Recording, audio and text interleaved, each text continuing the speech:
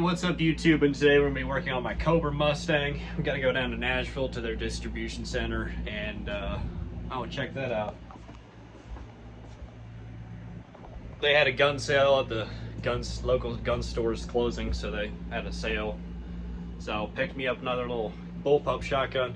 But anyways, we're going down to Nashville to pick up some parts. Got the part number here. We need some plug wires because unfortunately, when I was trying to replace the the valve cover gaskets, the damn spark plugs broke off down in the holes. So I'll show you what's going on here. Here's the motor. I got everything covered up, but down in that spark plug hole down there, the freaking plug wires broke off. This little tip on the end of the plug wires broke off down in the hole. But I got some pick tools. I'll get them out and then I'll get to replacing them. This is a tip for if you're doing this job. Get yourself a pair of pliers and twist that end of the spark plug wire and then try pulling it out before just yanking on it, because it won't come out. If it really isn't coming out, then you could try putting some like penetrating oil or something down the spark plug boot, but then you'll have to clean that out.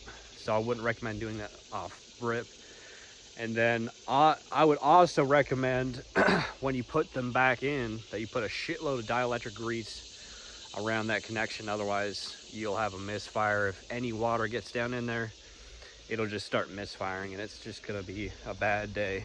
Anyways, we're gonna load up in the old trusty 12 valve here and we're gonna head down to Nashville and go ahead and pick up those spark plug wires.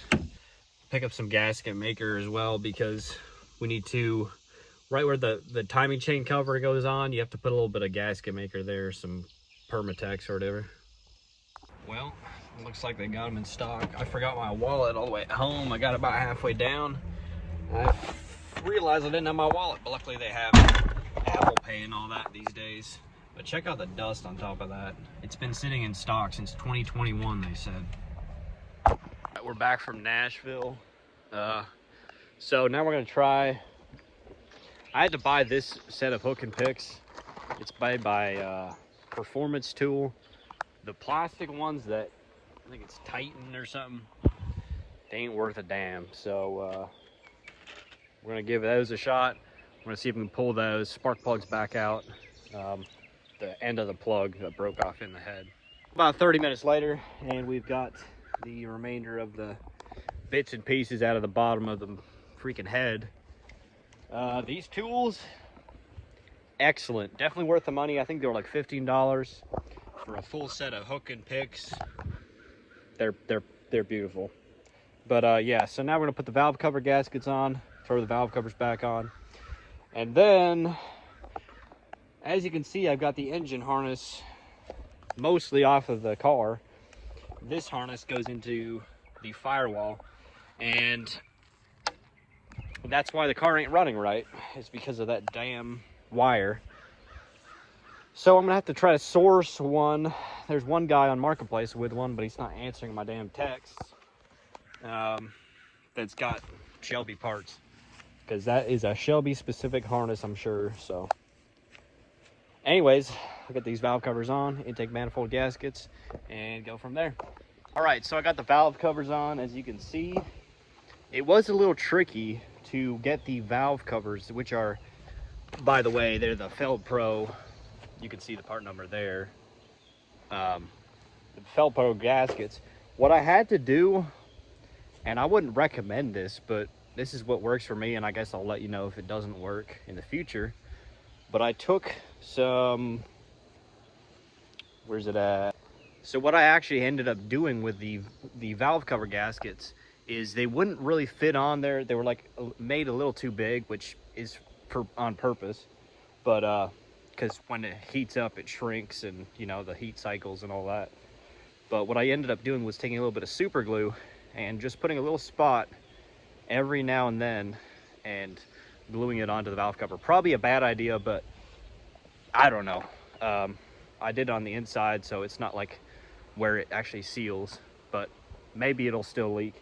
But yeah, I got them on, and I really didn't need to reseal the top end.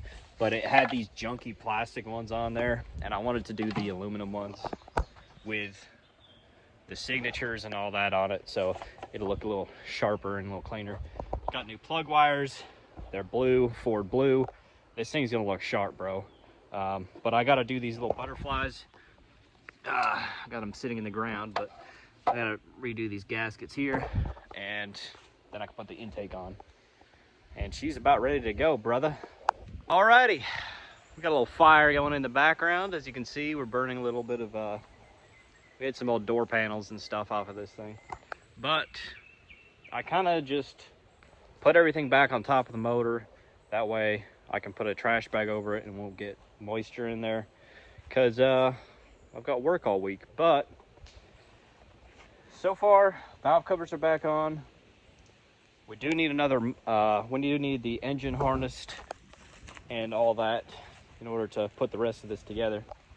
But what I'm gonna do is cut that there, and I'll figure out how it comes back into, how it fits back into the,